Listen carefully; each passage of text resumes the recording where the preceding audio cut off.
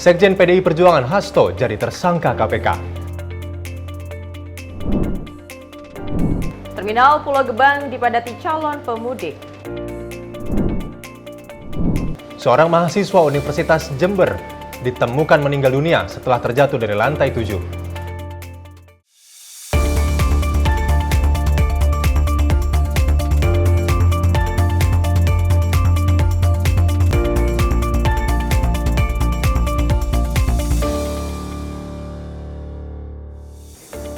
Halo, selamat malam pemirsa. Untuk menemani malam hari Anda di jelang libur panjang nih Ayu ya. Kita akan memberikan informasi-informasi menarik yang kita sudah rangkum dalam satu hari ini. Salah satunya adalah terkait penetapan dari Sekjen PDI Perjuangan yaitu Hasto Kristianto yang sudah ditetapkan oleh KPK. Dan nanti kita akan nantikan bagaimana hasil press conference dan juga kami juga akan berbincang langsung dengan mantan penyidik KPK yaitu Yudi Purnomo yang sudah berbincang langsung bersama kami di Breaking News bersama di Sinpo TV.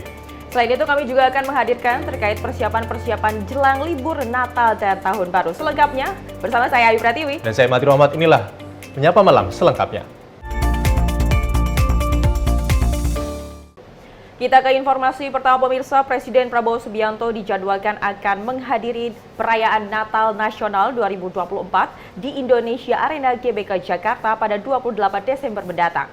Hal itu disampaikan langsung oleh Ketua Umum Perayaan Natal Nasional 2024, Thomas Dwi-Dandono di Gedung Konversi Wali Gereja Indonesia KWI Jakarta.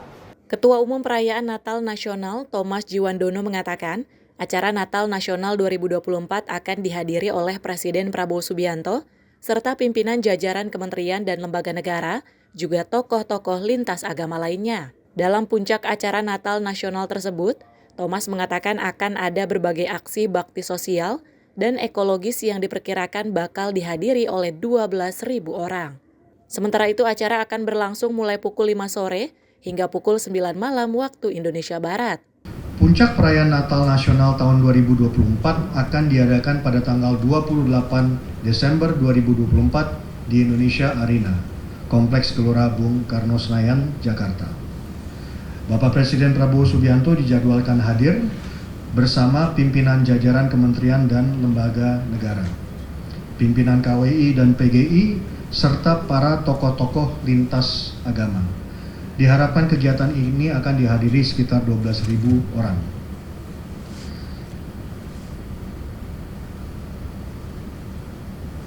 Setelah perayaan Natal 2024 pada 28 Desember nanti, telah direncanakan juga berbagai aksi bakti sosial dan ekologi yang akan dilakukan kepada kelompok masyarakat yang memiliki keterbatasan ekonomi maupun fisik di berbagai daerah di Indonesia. Selanjutnya kami menyampaikan penghargaan yang sebesar-besarnya kepada segenap pihak yang ikut berkontribusi dalam penyelenggaraan perayaan Natal Nasional tahun 2024. Dari Jakarta, Mutia Anggiani, Ahmad Amin, Sinpo TV melaporkan. Wakil Presiden Republik Indonesia Gibran Rakabuming Raka meninjau proses revitalisasi Gedung Warin Hius yang merupakan salah satu cagar budaya di Kota Medan, Sumatera Utara pada Senin kemarin. Wapres menekankan pentingnya menjaga nilai budaya dan kebermanfaatan bagi masyarakat sekitar. Wakil Presiden RI Gibran Rakabuming Raka didampingi Selvi Gibran Rakabuming meninjau proses revitalisasi Gedung Warin Huis yang merupakan salah satu cagar budaya di Kota Medan, Sumatera Utara pada Senin 23 Desember 2024. Pada kesempatan itu, Wapres mengapresiasi pemerintah Kota Medan yang melibatkan komunitas dan pelaku seni lokal dalam perencanaan fungsi baru gedung yang dahulu adalah bangunan swalayan pertama di Kota Medan.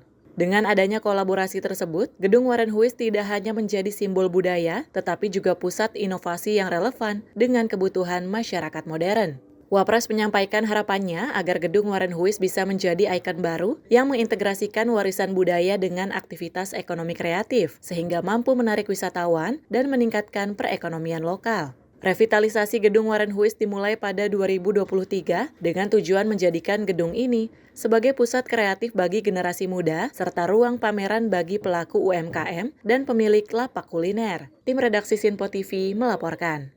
Sementara itu pemirsa, Sekjen PDIP Hasto Kristianto dikabarkan jadi tersangka Komisi Pemberantasan Korupsi di kasus dugaan suap pergantian antar waktu anggota DPR RI yang melibatkan Harun Masiku.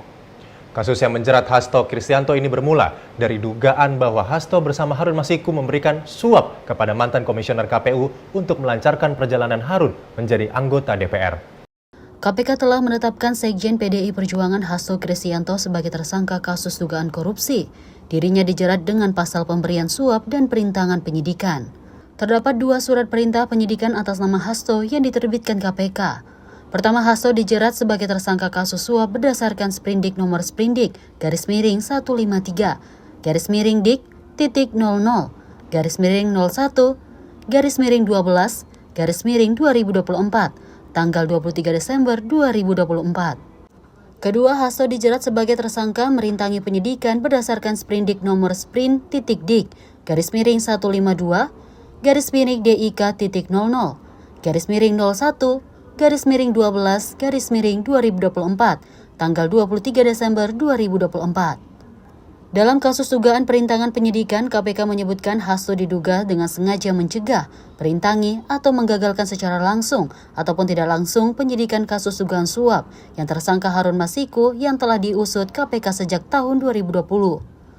Harun Masiku sendiri sudah menjadi buron sejak tahun 2020. KPK belum mengungkapkan detail bagaimana perintangan penyidikan itu terjadi. KPK menyatakan akan segera memberi penjelasan detail soal kasus yang menjerat Hasto. Tim redaksi Sinpo TV melaporkan. KPK menetapkan Sekjen PDI Perjuangan Hasto Kristianto sebagai tersangka. Hasto dijerat dalam perkara dugaan suap bersama Harun Masiku yang masih menjadi buron. Untuk membahas lebih dalam atas penetapan Sekjen PDIP Hasto Kristianto sebagai tersangka, rekan kami wawancarai langsung mantan penyidik KPK Yudi Purnomo terkait proses penangkapan Harun Masiku yang masih dilakukan oleh pihak KPK dan penetapan KPK atas Hasto Kristianto. Baik, Bang Yudi, ini kan kalau sebagai mantan penyidik KPK, Bang Yudi, ini kasus sudah 5 tahun berjalan seperti itu. Kemudian DPO-nya tidak berhasil selalu ditangkap dan baru setelah 5 tahun baru ada tersangka baru. Nah, kalau melihat strategi yang digunakan oleh KPK dalam 5 tahun belakang ini bagaimana, Bang?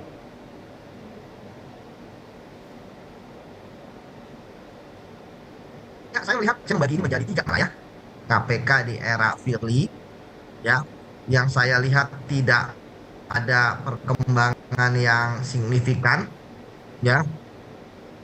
Yang ada malah gaduh dalam pencarian Harun Masiku. Kemudian masa setelah Firly ketika diganti oleh Pak Nawawi, yang kita tahu bahwa semakin gencar KPK untuk mencari keberadaan Harun Masiku, termasuk memeriksa orang-orang yang ada kaitannya dengan Harun Masiku. Termasuk, ya, kita tahu periksa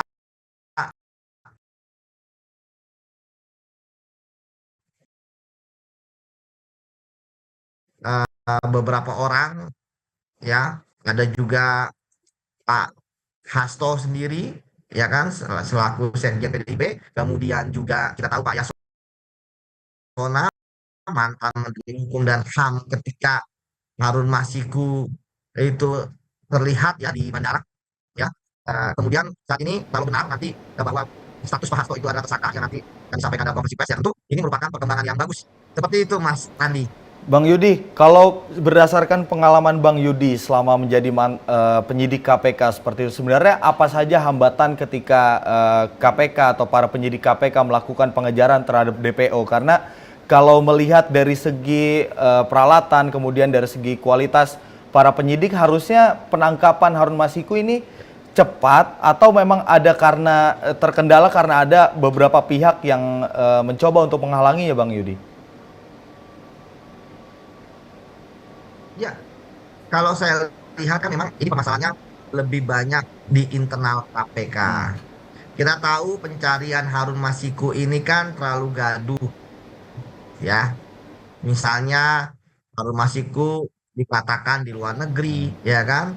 Kemudian Harun Masiku kan ditangkap dalam waktu seminggu, kenyataannya diralat, ya kemudian ditemukan mobil ya di sebuah parkiran, disampaikan kepada publik, ya padahal ngapain menyampaikan hal tersebut ya, termasuk yang terakhir di list dari DPO. Namun bagi saya ya itu ini yang harus dilakukan oleh penyidik KPK untuk kemudian mereka tetap konsisten dan mendukung. Nah, dan saya yakin mereka adalah orang-orang yang berintegritas yang juga ingin kasus ini tuntas ya, agar tidak ada orang-orang yang merasa kebal hukum ya, atau merasa tidak bertanggung jawab terhadap larinya Harun Masiku. Jadi benar yang dikatakan Mas Andi bahwa KPK tentu untuk kualitas penyidiknya sudah sangat bagus, termasuk orang-orang yang menjadi supportingnya itu juga sudah sangat bagus, termasuk sistem IT. Jadi ingat di saat yang bersamaan ketika Harun Masiku melarikan diri kan juga ada beberapa koruptor yang non juga dan berhasil ditangkap. Saya sendiri saat itu memang tidak ditugaskan untuk menangkap Harun Masiku. Namun ketika saya ditugaskan bersama dengan tim saya, satgas saya, dan gabungan satgas yang tergabung dalam penangkapan buronan yang diperintahkan kepada kami berhasil menangkap mereka yang kita tahu profilnya adalah memang korupsinya tingkat tinggi karena melibatkan profilnya yang pejabat ya di negara kita. Kemudian konglomerat ya dan pengusaha yang tentu mereka mampu untuk membiayai dirinya sendiri ketika melarikan diri. Hal ini berbeda dengan Harun Masiku. Ya, dia korupsinya receh. Ya, tapi pada kenyataannya sampai saat ini dia masih buron di luar sana yang kalau saya hitung berdasarkan analisis saya ya, tentu biaya Harun Masiku melarikan diri lebih mahal dibandingkan dengan biaya Harun Masiku untuk menyuap ya Wahyu Setiawan komisioner KPU yang sekitar 600 atau 700 juta rupiah. Bang, ini kan Seperti kalau itu. tadi Bang Yudi sempat menyebut biaya pelarian Harun Masiku ini justru kayaknya diprediksi lebih mahal dibanding hasil atau apa yang dia korupsi seperti itu ya Bang Yudi.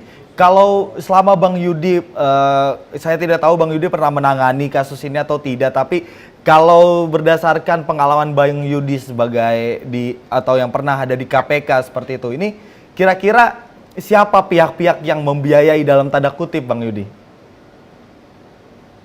Ya, seperti saya sampaikan memang saya tidak pernah menangani kasus Harun Masiku.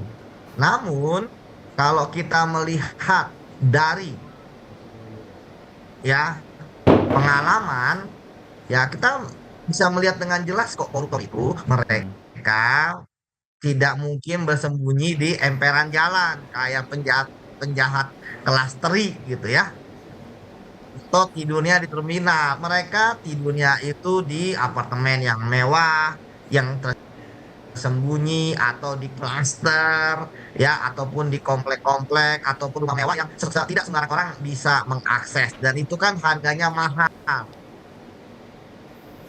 serta berpindah-pindah tempat ya, dan ada yang membiayai mereka. Dan artinya membiayai mereka itu adalah sebenarnya adalah uang mereka, tetapi melalui anak buahnya mereka bisa hidup seperti itu. Jadi kalau misalnya Harun Masiku dia aja ingin menjadi anggota DPR, ya kan? Artinya ingin bekerja. Ya, artinya dia bukan konglomerat yang bisa membiayai diri sendiri. Tentu orang-orang yang ya terkait dengan melarikan dirinya Harun Masiku adalah orang-orang yang punya kepentingan terhadap Harun Masiku. Disitulah kemudian inilah yang harus dibongkar oleh KPK. Oleh karena itulah maka saya mendukung ya pimpinan KPK jilid ini untuk membongkar kasus korupsi ya Harun Masiku ini sampai setuntas-tuntasnya tanpa perlu takut. Ya, mereka harus jadi independen bahwa siapapun yang bersalah segera saja dibawa ke meja hijau. Kita beralih ke informasi selanjutnya pemirsa, kabar baik bagi para pendaki Gunung Semeru. Menteri Kehutanan Raja Juli Antoni mengumumkan bahwa jalur pendakian Gunung Semeru di Jawa Timur kini resmi dibuka kembali mulai Senin 23 Desember 2024. Setelah lebih dari 3 tahun ditutup sejak 3 Juli 2021, pendakian kini diperbolehkan hingga kawasan Ranu Kumbolo. Ia juga mengingatkan para pendaki untuk mematuhi aturan yang berlaku, menjaga keselamatan, dan melestarikan alam selama melakukan pendakian. Raja Juli bersama rombongan melakukan pengecekan jalur pendakian yang dimulai dari pos Ranupani hingga Ranu Kumbolo. Ia mengungkapkan sepanjang jalan menuju Ranu Kumbolo masih banyak semak belukar akibat tidak dilalui selama bertahun-tahun. Raja Juli menjelaskan sebelum pembukaan jalur pendakian, pihaknya telah berkoordinasi dengan Pusat Vulkanologi dan Mitigasi Bencana Geologi atau PVMBG terkait resiko aktivitas vulkanik Gunung Semeru yang fluktuatif. Ia menyebutkan rekomendasi PVMBG melarang aktivitas dalam radius 3,5 km dari puncak Gunung Semeru yang berada di sekitar Kalimati. Oleh karena itu pendakian dibatasi hanya sampai Ranu Kumbolo. Calon pendaki juga diwajibkan untuk menunjukkan surat keterangan sehat dari rumah sakit, puskesmas, dokter, atau perawat yang tersertifikasi. Selain itu mereka diwajibkan menggunakan jasa pendamping yang tergabung dalam kelompok pendamping pendakian Gunung Semeru. Tim redaksi Sinpo TV melaporkan. Sekjen Partai Gerindra Ahmad Muzani mengatakan Presiden Prabowo Subianto mendengarkan seluruh masukan yang masuk terkait kenaikan PPN 12%. Dirinya menyebut Prabowo memahami semua keberatan yang masuk dan akan mengumumkan di waktu yang tepat. Sekjen Partai Gerindra Ahmad Muzani mengungkapkan bahwa Presiden Prabowo Subianto telah mencermati saran yang disampaikan ke pemerintahnya. Muzani mengatakan, Presiden Prabowo memahami keberatan dan mendengarkan seluruh masukan yang masuk. Dirinya juga menyebut kenaikan PPN 12% merupakan amanat yang telah tercantum dalam Undang-Undang Harmonisasi Peraturan Perpajakan atau HPP pada 2021. Oleh karena itu ia menilai Presiden Prabowo akan mencermati mengenai hal tersebut dengan seksama. Saya kira itu sebagai sebuah proses demokrasi sesuatu yang bisa. Tetapi semua pandangan, kritik, saran yang berkembang di masyarakat kami terima sebagai sebuah catatan sebelum Presiden mengambil keputusan. Dan Pak Prabowo memahami keberatan-keberatan tersebut dan kita perlu apa saja poin-poin yang harus diambil. Ini kan Pak Prabowo juga kan sebenarnya menekankan penerapan PPN 12% ini kan untuk terkait kemiskinan. Salah satunya adalah ini ketika di lockdown ternyata ini juga bersinggungan dengan bahan yang sebenarnya digunakan sehari-hari gitu seperti sabun, tisu dan lain sebagainya. Nah ini apakah ada kans gitu di pemerintah sendiri itu kembali men-breakdown gitu sebenarnya barang-barang apa saja yang dikenakan PPN dan tidak dikenakan PPN? Ya, makanya kemudian sekarang kan ada terjadi pandangan dari masyarakat, pandangan-pandangan yang berbeda, termasuk masukan Pak Prabowo pemerintah mendengar, menyimak semua pandangan-pandangan itu dengan seksama dan secara itu masukan Presiden nanti akan disampaikan oleh Presiden. Dari Jakarta, Fahrizal Davarizkiano, Sinpo TV melaporkan. Pemirsa, Gereja Katedral Jakarta mengangkat tema Marilah Kembali ke Bethlehem dalam perayaan Natal tahun ini. Makna tema tersebut diambil dari penggalangan ayat Alkitab Lukas bab 2 ayat 15 sebagai refleksi atas nilai-nilai kasih, damai, keadilan, dan kesederhanaan. Pada perayaan Natal Nasional 2024, Gereja Katedral Jakarta mengangkat tema Marilah Kembali ke Bethlehem. Makna tema tersebut diambil dari penggalan Alkitab Lukas 2 ayat 15 sebagai refleksi atas nilai-nilai kasih, damai, keadilan, dan kesederhanaan. Humas Gereja Katedral Susi menjelaskan, pihaknya telah menata dekorasi Gereja Katedral dengan hiasan dan pernak-pernik daur ulang bernuansa budaya Nusantara. Hal ini sebagai bentuk komitmen gereja untuk terus melestarikan budaya Indonesia. Tema Natal kami selalu mengikuti tema yaitu yang merupakan pesan Natal bersama dari Konferensi Wali Gereja Indonesia dan Persekutuan Gereja-Gereja di Indonesia dengan tema Mari sekarang kita pergi ke Bethlehem yang dipetik dari Lukas bab 2 ayat 15. Dan juga kebetulan tahun ini merupakan tahun pembukaan tahun jubileum di Vatikan, yaitu tahun jubileum yang hanya dilakukan 25 tahun sekali, di mana akan dibuka pintu suci di Vatikan. Nah, dengan demikian kita juga ikut serta untuk menyambut tahun jubileum tersebut, yaitu dengan adanya panitia mengikut sertakan maskot yang dikeluarkan oleh Vatikan yang bernama Luce dan teman-temannya. Nah, Luce itu artinya pembawa terang, di mana nanti maskot ini berbentuk maskot, yaitu seorang anak kecil berpakaian jas hujan berwarna kuning dengan menggunakan rosario, dan itu sebagai mendekatkan kepada generasi muda bahwa generasi muda diajak serta gitu untuk berziarah di tahun jubileum ini, dan tentu saja akan dipandu dengan si Luce ini gitu. Nah, kemudian juga dekorasi yang ada di Katedral Jakarta seperti biasa. Katedral Jakarta berkomitmen untuk melestarikan budaya Nusantara, serta juga untuk menggaungkan daur ulang. Karena daur ulang itu merupakan salah satu dari 5 ajaran sosial gereja yang dicanangkan oleh dalam arah dasar Keuskupan Agung Jakarta sejak tahun 2021 selama 5 tahun, di mana ajaran sosial gereja yang kelima, yaitu kita harus juga hendaknya turut melestarikan lingkungan. Dan ini sejalan dengan Laudato Si yang digaungkan oleh Bapak Suci Paus Fransiskus tentang mengajak kita untuk merawat bumi ini sebagai rumah kita bersama. Susi mengatakan bahwa konsep hiasan daur ulang yang menghiasi gereja katedral tersebut sebagai upaya penerapan ajaran sosial gereja mengenai pentingnya melestarikan lingkungan. Susi mengatakan gereja Katolik selalu mengajarkan bahwa manusia memiliki tanggung jawab untuk memelihara lingkungan hidup sebagai ciptaan Tuhan. Dari Jakarta, Dio Malau, Rona Bayu, Sinpo TV melaporkan. Humas Gereja Katedral Jakarta, Susiana Suwadi, menjelaskan pihaknya telah berkoordinasi dengan pengurus Masjid Istiqlal terkait dengan penggunaan terowongan silaturahmi sebagai penghubung dari Masjid Istiqlal dan Gereja Katedral pada saat Misa Natal 2024. Terowongan ini nantinya diperuntukkan bagi umat yang akan mengikuti kegiatan misa. Susi mengatakan terowongan ini akan digunakan bagi umat Katolik yang memarkirkan kendaraannya di area basement 1 atau 2 Masjid Istiqlal. Setelah dari tempat parkir, umat bisa melewati terowongan silaturahim untuk menuju ke gereja katedral. Susi mengatakan pihaknya juga telah berkoordinasi dengan TNI, Polri untuk memperketat keamanan secara khusus bagi umat Katolik yang memarkirkan kendaraan di Masjid Istiqlal untuk melakukan misa Natal. Pada semua jajaran dari aparat TNI Polri dan juga teman-teman pengelola di Badan Pengelola Masjid Istiqlal, kami sudah berkoordinasi kemarin dan mengatur sehingga bisa digunakan untuk umat yang melaksanakan ibadah Natal ini dengan parkir di Masjid Istiqlal di basement 1 atau 2, itu bisa mencapai gereja katedral menggunakan terowongan silaturahim, di mana tentu saja ada aturan-aturan yang harus kita patuhi. Tentu dibantu dengan aparat TNI Polri dalam hal ini dari teman-teman Polsek, itu juga sudah menyiapkan dengan jajarannya bagaimana nanti umat akan dilakukan pemeriksaan mobil terlebih dahulu jelang masuk ke dalam basement, kemudian menjelang masuk ke dalam terowongan juga akan diperiksa, kemudian juga ini dikhususkan hanya untuk teman-teman yang parkir di Masjid Istiqlal untuk beribadah.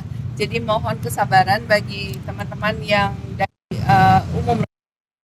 Nanti ada waktunya yang kami akan siapkan. Tentu saja saat ini kami sedang berkoordinasi untuk menyiapkan segala halnya terkait dengan petugas yang nanti akan bertugas dalam terowongan, kemudian juga yang mengantar bagi teman-teman yang berkunjung nantinya, dan lain-lain. Dan hal itu masih dalam diskusi persiapan untuk SOP yang akan dilakukan nantinya.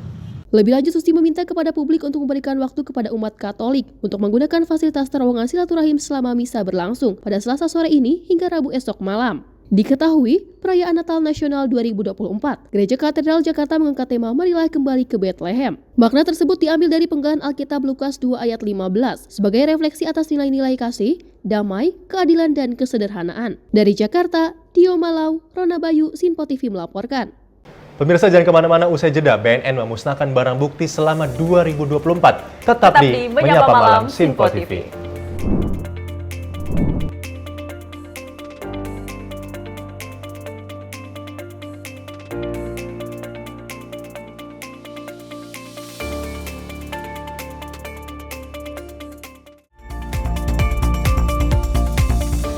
Pemirsa, Sinpo TV kembali hadir menemani Anda dengan berbagai informasi yang telah kami rangkum dalam sepekan.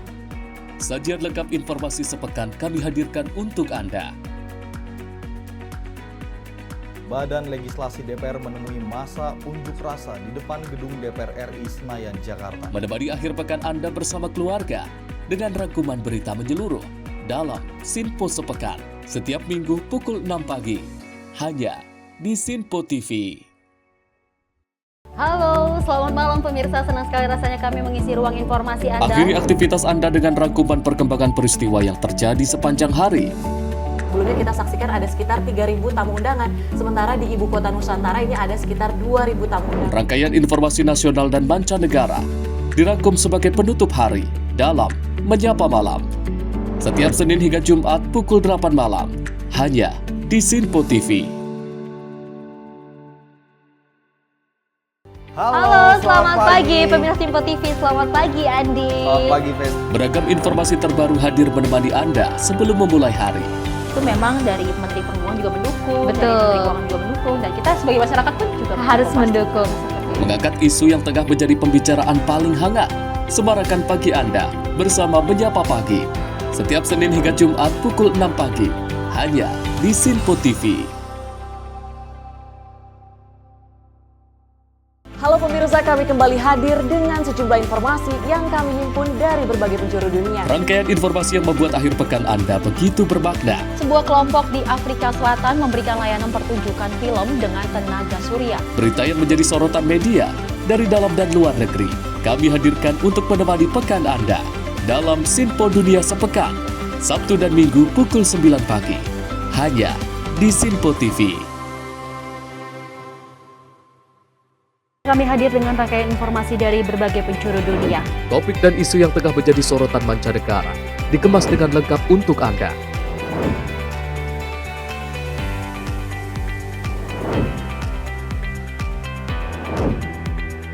Peristiwa penting yang terjadi dari berbagai belahan dunia kini hadir dalam Sinpo Dunia setiap Senin hingga Jumat pukul 7:30 malam hanya di Sinpo TV.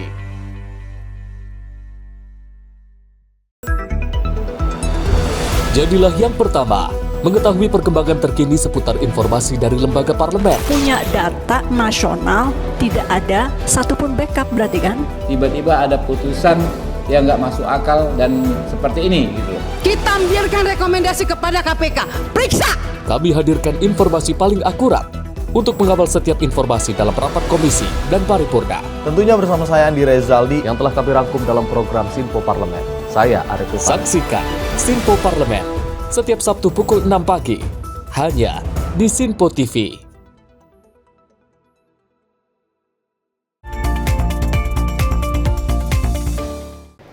Terima kasih Anda masih bersama kami dalam Menyapa Malam pemirsa. Puncak arus mudik Natal. Terminal terpadu Pulau Gebang Cakung, Jakarta Timur pada Selasa siang terus dipadati oleh calon pemudik yang akan berlibur ke kampung halamannya. Keberangkatan bus didominasi tujuan ke wilayah Jawa Timur, Jawa Tengah, dan Sumatera Barat.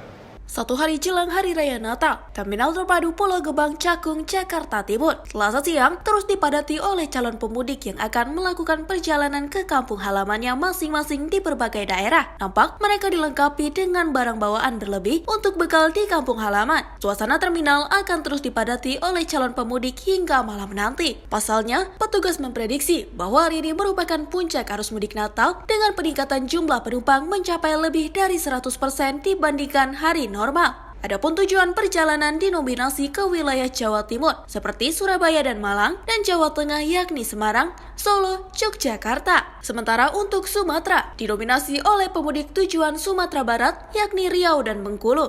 Selain itu, harga tiket bus juga telah mengalami kenaikan harga maksimal 15% sejak tanggal 20 Desember lalu hingga tanggal 24 Desember hari ini. Siapa Pak? Gunawan, ke Bali. Mau ke Bali. Ada acara apa gimana? Acara keluarga. Oh. Kebetulan pas libur, jadi kita ngumpul di sana gitu sama rame-rame lah, kumpul bareng sama keluarga itu. Dalam momen Nataru ini. Momen ya. Ini Dulu saya pernah sampai ke Bima, cuman saya berangkatnya dari Surabaya. Itu 2 hari 3 malam. kalau dari Jakarta baru ini. Kalau dari Jakarta. Kalau di sini asalnya dari mana Pak tinggalnya Pak? Saya kan asli dari Jawa, dari Magelang. Cuman ini pas berangkatnya kan bareng-bareng dari sini, jadi kita ngumpulnya di Bekasi. Berdasarkan prediksi dari BKT Kementerian Perhubungan RI bahwa untuk puncak arus mudik Natal dan Tahun Baru kali ini yaitu terjadi pada hari ini. Ya, berdasarkan data yang kita punya juga, memang untuk tujuan favorit itu untuk di Jawa Timur itu Surabaya dan Malang. Untuk di Jawa Tengah itu Semarang dan Solo, kemudian Yogyakarta. Kalau untuk Sumatera, kita memang banyak memberangkatkan ke tujuan Sumatera Barat, Riau dan Dari Jakarta Timur, tim kontributor Sultoni melaporkan. Menko Bidang Pangan Zulkifli Hasan mengatakan cadangan beras di Perum Bulog akan bertambah dari 2 juta ton menjadi 2,5 juta ton. Julhas juga menjelaskan 500.000 tambahan beras tersebut nantinya akan didapatkan pemerintah dari produksi dalam negeri.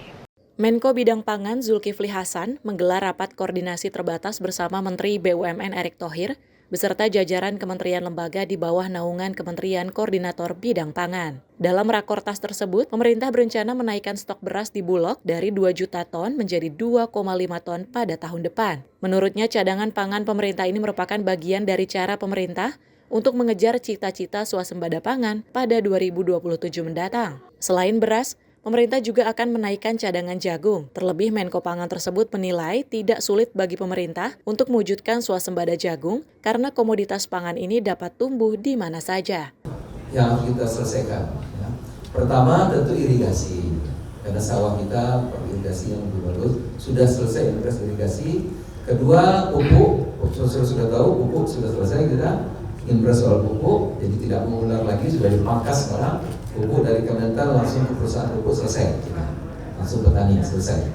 Ya, ketiga penyuluh sudah selesai. Nah keempat nih, yang keempat itu petani minta dibeli produksinya dengan harga yang bagus.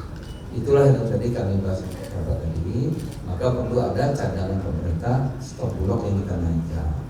Beras dari 2 juta, 2,5 atau 3 juta, jagung kira-kira antara 1 juta dan 3 juta juga. Terima kasih, selamat siang, Assalamualaikum warahmatullahi wabarakatuh. Dari Jakarta, Sri Dewi Andayani, Rona Bayu, Sinpo TV melaporkan. Sementara itu pemirsa, dalam perjalanan menuju Pemalang, Menteri Pertanian Andi Amran Sulaiman menggunakan kereta dari Jakarta ke Tegal untuk melihat tanaman padi selama perjalanan. Perjalanan ini juga untuk memastikan setiap lahan sawah yang tertanam di padi dengan baik. Menteri Pertanian Andi Amran Sulaiman menggunakan kereta Jakarta ke Tegal menuju Pemalang. Perjalanan ini bukan hanya tentang melihat pemandangan, tapi memastikan setiap lahan sawah tertanam padi dengan baik. Melalui captionnya, Mentan menyatakan bahwa dirinya menyaksikan langsung hamparan hijau lahan sawah yang menjadi sumber kehidupan kita. Kereta ke Pemalang supaya bisa melihat tanaman padi di perjalanan. Swasembada pangan bukan sekedar mimpi, melainkan target nyata yang harus dicapai secepat-cepatnya sesuai arahan Presiden RI Prabowo Subianto. Mentan mengajak seluruh pihak terkait bersama-sama untuk mencapai mandiri pangan dan bangun kedaulatan pangan Indonesia yang kokoh. Tim redaksi Sinpo TV melaporkan. Menteri ESDM Republik Indonesia Bahlil Lahadilia melakukan kunjungan kerja ke pembangkit listrik tenaga uap Suralaya, Cilegon pada Sabtu kemarin. Kunjungan ini untuk memastikan pasokan listrik yang aman dan lancar untuk masyarakat, terutama dalam momen libur Natal dan Tahun Baru. Menteri ESDM RI Bahlil Lahadalia melakukan kunjungan kerja ke pembangkit listrik tenaga uap atau PLTU Suralaya Cilegon pada Sabtu 21 Desember 2024. Pada kunjungan ke PLTU tersebut, Bahlil memastikan distribusi pembangkit yang ada di PLTU Suralaya berjalan dengan baik. Kunjungan ini juga untuk memastikan pasokan listrik yang aman dan lancar untuk masyarakat. Menteri ESDM menyatakan bahwa total kapasitas pembangkit pada PLTU Suralaya adalah 3.400 MW dengan cadangan sekitar 30%. Kami melakukan kunjungan ke Suralaya untuk memastikan distribusi pembangkit yang ada di Suralaya. Dan alhamdulillah semuanya berjalan baik. Konsumsi kita sekarang sudah mencapai 2.600-2.700. Dan cadangannya kurang lebih sekitar 600 sampai 700. Jadi overall cadangan kita kurang lebih sekitar 30%. Dan untuk stok bahan bakarnya, baik batubara maupun minyak, BBM, kalau seandainya terjadi kendala ataupun terjadi kesalahan teknis, itu bisa sampai dengan 23 hari. Tim redaksi Sinpo TV melaporkan. Kita beralih ke informasi selanjutnya, pemirsa. RSUP Dr. Ben M. Boy Kupang mencetak sejarah baru dengan sukses melaksanakan operasi bedah jantung terbuka pertama di Provinsi Nusa Tenggara Timur pada Jumat kemarin. Menteri Kesehatan Budi Gunadi Sadikin mengapresiasi kepada seluruh tim yang terkait atas keberhasilan pelaksanaan operasi ini. RSUP Dr. Ben Boy Kupang mencetak sejarah baru dengan sukses melaksanakan operasi bedah jantung terbuka pertama di Provinsi Nusa Tenggara Timur pada Jumat 20 Desember 2024. Sebelumnya, operasi seperti ini hanya bisa dilakukan di Surabaya atau Jakarta. Namun sekarang layanan canggih ini sudah ada di NTT. Menteri Kesehatan Budi Gunadi Sadikin menyaksikan operasi bedah jantung terbuka perdana di Provinsi NTT tersebut. Setiap tahun, sekitar 7.000 orang dari NTT dirujuk ke Bali, Makassar, atau Surabaya untuk mendapatkan layanan medis seperti perawatan jantung, stroke, dan kanker. Dengan hadirnya fasilitas layanan jantung di NTT, jumlah rujukan tersebut diproyeksikan berkurang hingga 3.000 sampai 4.000 orang per tahun. Dengan adanya fasilitas ini, orang-orang NTT nggak usah dirujuk, bisa di sini saja. Saya kasih target ke Pak Dirut, jangan hanya buat NTT aja. Metode ini belum tentu bisa dijalankan di negara tetangga di Timur Timur. Jadi targetnya kalau bisa semua orang Timur Timur, semua pejabatnya, kalau bisa sampai Perdana Menterinya pun. Itu kan Pak Gup itu nanti yang ngejar. Kalau dirawat ya di rumah sakit Ben Boy di Kupang saja. Pada kesempatan itu, Menkes Budi juga menegaskan bahwa pemerintah akan terus meningkatkan akses dan kualitas layanan kesehatan di seluruh wilayah Indonesia. Tim redaksi Sinpo TV melaporkan. Beralih ke berita selanjutnya, Menteri Pertahanan RI Safri Samsudin menerima kunjungan kerja Kepala Staf TNI Angkatan Laut Laksamana TNI Muhammad Ali di Kementerian Pertahanan Jakarta kemarin. Kunjungan ini bertujuan untuk memperkuat sinergi antara Kementerian Pertahanan dan TNI Angkatan Laut dalam menjaga kedaulatan bangsa. Dalam pertemuan tersebut, Menhan RI menyampaikan bahwa dinamika global saat ini menuntut adanya strategi pertahanan yang kuat dan modern. Selain itu, Menhan Safri juga menekankan pentingnya transformasi maritim yang mendorong sinergi antara TNI dan industri dalam negeri. Hal ini bertujuan untuk mengembangkan alutsista maritim untuk masa depan Indonesia yang dapat menjadi suatu kebanggaan bangsa Indonesia. Dalam kesempatan tersebut, Menhan Safri juga menyoroti pentingnya memperkuat diplomasi pertahanan aktif melalui kolaborasi internasional, salah satunya dengan mengadakan latihan bersama TNI Angkatan Laut. Turut hadir dalam pertemuan tersebut pejabat Eselon 1 Kementerian Pertahanan dan jajaran petinggi TNI Angkatan Laut. Tim redaksi Sinpo TV melaporkan. Sementara itu, pemirsa, Badan Narkotika Nasional atau BNN mengungkap hasil pengungkapan kasus sepanjang tahun 2024, yakni sebanyak 618 kasus narkoba dan 2 kasus klandestin laboratori narkotika. Selain itu juga, BNN berhasil menyita barang bukti aset senilai 111 miliar dari kasus tindak pidana penyucian uang TPPU. Hal itu disampaikan Kepala BNN, Komjen Pol Martinus Hukom, dalam rilis akhir tahun 2024 yang digelar di Gedung BNN, Cawang, Jakarta Timur. Martinus menjelaskan tersangka yang diamankan sebanyak 974 orang dari tindak pidana narkotika dan 11 tersangka dari kasus klandestin laboratori. Para tersangka ini tergabung dalam 27 jaringan yang terdiri dari 13 jaringan sindikat nasional dan 14 jaringan internasional. Dia mengatakan, sementara jumlah tersangka yang masuk dalam daftar pencarian orang atau DPO BNN pada tahun 2024 sebanyak 363 orang. Dari daftar DPO tersebut, BNN berhasil mengamankan 26 orang, sementara 337 orang DPO lainnya masih dalam proses pencarian dan pengejaran. Martinus menyampaikan, dalam pengungkapan kasus ini, sejumlah barang bukti narkoba berbagai jenis berhasil disita pihaknya. Barang bukti itu terdiri dari 710.980,59 gram sabu, 2.178.34,61 gram ganja, 1077,69 gram ganja sintetis, 290.737,23 butir ekstasi, 138.404,29 gram ekstasi, 2.760 gram heroin, 4.335,34 gram kokain, 971 butir PCC, dan 2.800 gram PCC, serta 1.300 ml cairan prekursor narkotika. Selanjutnya, dalam hal pemusnahan lahan ganja yang tumbuh subur di wilayah barat Indonesia, BNN telah memusnahkan 135 meter persegi lahan ganja dengan berat tanaman ganja basah mencapai 35,5 ton. Selain itu, Martinus juga mengatakan, BNN juga berkolaborasi dengan Pusat Pelaporan dan Analisis Transaksi Keuangan atau PPATK untuk melakukan penelusuran tindak pidana pencucian uang atau TPPU, hasil kejahatan narkotika sebanyak 13 kasus TPPU yang melibatkan 15 tersangka dengan barang bukti aset yang disita BNN senilai 111 miliar rupiah. Hadirin sekalian dan rekan-rekan wartawan yang saya hormati, dalam pengungkapan kasus kejahatan narkoba, BNN hanya berfokus pada pengungkapan jaringan sindikat narkoba secara komprehensif dan tidak melakukan penangkapan terhadap penyalahguna narkoba. Adapun jumlah kasus yang diungkap sebanyak 618 kasus tindak pidana narkotika dan 2 kasus clandestine laboratorium narkotika dengan jumlah tersangka yang diamankan sebanyak 974 orang dari kasus tindak pidana narkotika dan 11 tersangka dari kasus clandestine laboratorium narkotika. Sementara itu jumlah tersangka yang masuk dalam daftar pencarian orang atau DPO BNN pada tahun 2024 sebanyak 363 orang. Dari daftar panjang DPO tersebut, BNN berhasil mengamankan 26 orang, sedangkan 337 orang DPO lainnya masih dalam proses. Dia menambahkan, hal ini merupakan bentuk upaya memiskinkan para bandar agar tidak dapat kembali melakukan bisnis gelap narkotika. Dari Jakarta Timur, tim kontributor Sinpo TV melaporkan. Pemirsa, jangan kemana-mana, usai jeda kami akan kembali dengan informasi kecelakaan beruntun terjadi di Jalan Kenjaren, Surabaya. Selengkapnya usai jeda. Tetap di Menyapa Malam Sinpo TV.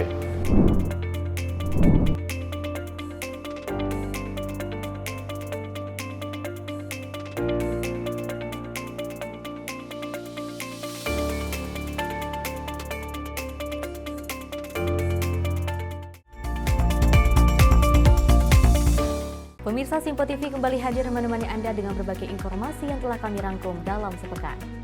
Sajian lengkap informasi sepekan kami hadirkan untuk Anda. Badan Legislasi DPR menemui masa unjuk rasa di depan gedung DPR RI Senayan, Jakarta. Menemani akhir pekan Anda bersama keluarga dengan rangkuman berita menyeluruh dalam Sinpo Sepekan setiap minggu pukul 6 pagi hanya di Sinpo TV. Halo, selamat malam pemirsa. Senang sekali rasanya kami mengisi ruang informasi Anda. Akhiri aktivitas Anda dengan rangkuman perkembangan peristiwa yang terjadi sepanjang hari. Sebelumnya kita saksikan ada sekitar 3.000 tamu undangan. Sementara di Ibu Kota Nusantara ini ada sekitar 2.000 tamu undangan. Rangkaian informasi nasional dan mancanegara dirangkum sebagai penutup hari dalam Menyapa Malam. Setiap Senin hingga Jumat pukul 8 malam hanya di Sinpo TV. Halo, selamat pagi pemirsa Sinpo TV. Selamat pagi Andi. Selamat pagi Ves. Beragam informasi terbaru hadir menemani Anda sebelum memulai hari. Itu memang dari Menteri Perhubungan juga mendukung, Betul. dari Menteri Keuangan juga mendukung, dan kita sebagai masyarakat pun juga harus mendukung. Mengangkat isu yang tengah menjadi pembicaraan paling hangat. Semarakan pagi Anda bersama Menyapa Pagi. Setiap Senin hingga Jumat pukul 6 pagi hanya di Sinpo TV. Halo pemirsa, kami kembali hadir dengan sejumlah informasi yang kami himpun dari berbagai penjuru dunia. Rangkaian informasi yang membuat akhir pekan Anda begitu bermakna. Sebuah kelompok di Afrika Selatan memberikan layanan pertunjukan film dengan tenaga surya. Berita yang menjadi sorotan media dari dalam dan luar negeri kami hadirkan untuk menemani pekan Anda dalam Sinpo Dunia Sepekan, Sabtu dan Minggu pukul 9 pagi hanya di Sinpo TV. Kami hadir dengan rangkaian informasi dari berbagai penjuru dunia. Topik dan isu yang tengah menjadi sorotan mancanegara dikemas dengan lengkap untuk Anda.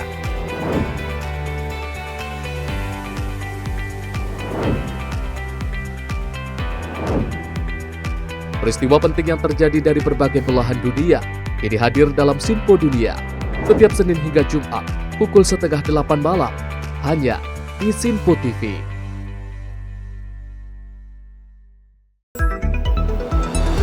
Jadilah yang pertama mengetahui perkembangan terkini seputar informasi dari lembaga parlemen. Punya data nasional, tidak ada satupun backup berarti kan? Tiba-tiba ada putusan yang nggak masuk akal dan seperti ini gitu. Kita biarkan rekomendasi kepada KPK, periksa! Kami hadirkan informasi paling akurat untuk mengawal setiap informasi dalam rapat komisi dan paripurna. Tentunya bersama saya Andi Rezaldi yang telah kami rangkum dalam program Sinpo Parlemen. Saya Arif Rifan. Saksikan Sinpo Parlemen setiap Sabtu pukul 6 pagi, hanya di Sinpo TV.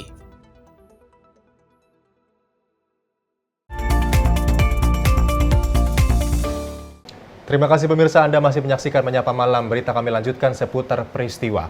Kecelakaan maut terjadi di kilometer 77 Tol Pademangan, Malang, Jawa Timur pada Senin sore. Insiden ini melibatkan bus yang mengangkut rombongan sekolah dan truk kontainer.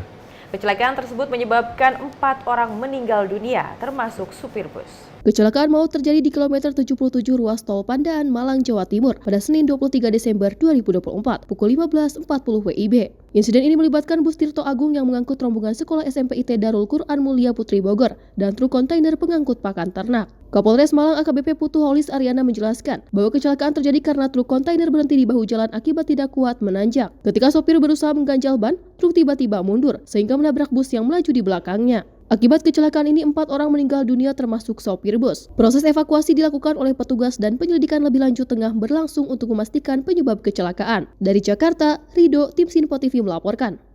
Pemirsa, seorang mahasiswa Universitas Negeri Jember ditemukan meninggal dunia setelah terjatuh dari lantai 7 gedung Ceris Senin sore kemarin. Pihak kampus saat ini masih mendalami penyebab kejadian ini dan berkoordinasi dengan pihak kepolisian untuk melakukan penyelidikan lebih lanjut.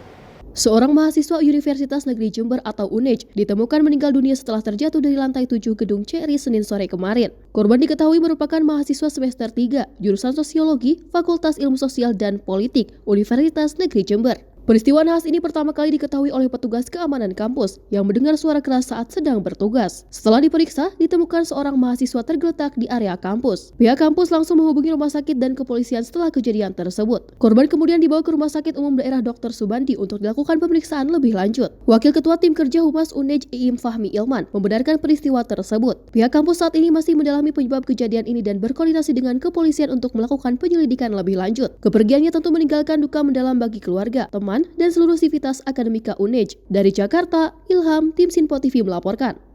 Kecelakaan beruntun yang melibatkan pengemudi yang sedang mabuk terjadi di Surabaya pada Senin 23 Desember 2024. Kecelakaan ini mengakibatkan 5 orang terluka dengan 2 diantaranya dalam kondisi kritis. Pelaku berhasil diamankan setelah sempat melarikan diri. Septian memulai kecelakaan dengan menabrak seorang pesepeda di kawasan Pakuwon City dan melarikan diri. Setelah menabrak pesepeda, ia melanjutkan ke Jalan Kenjeran dan menyebabkan tabrakan beruntun yang melibatkan 2 sepeda motor dan 3 mobil. Salah satu mobil bahkan terjun ke sungai. 5 orang mengalami luka-luka termasuk seorang perempuan yang mengalami cedera otak berat dan dirawat di RSUD Dr. Sutomo. Serta beberapa korban lainnya dirawat di rumah sakit berbeda. Septian diketahui positif alkohol dengan kadar 0,77 mg per liter, yang menunjukkan bahwa ia kehilangan kendali motorik dan perilaku agresif saat mengemudikan kendaraan. Setelah kejadian, ia berhasil diamankan oleh pihak kepolisian dan mengakui kesalahannya serta meminta maaf kepada para korban. Dari Jakarta, Alwendi, tim Sinpo TV melaporkan. Sementara itu pemirsa, seorang pelaku pencurian dengan kekerasan di SPBU Negeri Sakti, Gedong Tataan Pesawaran, babak belur dihajar massa. Kejadian ini berlangsung pada Senin siang. Pelaku sempat melukai seorang pegawai SPBU dengan senjata tajam. Meski sudah dihajar warga, pelaku berhasil melarikan diri dan kini dalam pengejaran polisi. Aksi pencurian dengan kekerasan terjadi di SPBU Negeri Sakti, Kecamatan Gedong Tataan, Pesawaran pada Senin 23 Desember 2024. Pelaku berpura-pura mengantri untuk mengisi BBM, namun tiba-tiba merampas tas milik petugas SPBU. Seorang pengendara yang berada di belakang pelaku langsung menabrakkan motor hingga pelaku terjatuh. Namun pelaku membawa senjata tajam dan melukai salah satu pegawai SPBU yang kemudian dilarikan ke RSUD Abdul Muluk. Pelaku sempat dihajar massa hingga babak belur, tetapi berhasil melarikan diri. Polisi saat ini masih memburu pelaku untuk mempertanggungjawabkan perbuatannya. Tim Sinpo TV melaporkan. Pemirsa, informasi tadi menjadi akhir perjumpaan kita kali ini. Tetap saksikan Menyapa Malam hanya di Sinpo TV. Saya Ayu Pratiwi mewakili kru yang bertugas mengucapkan terima kasih dan sampai jumpa.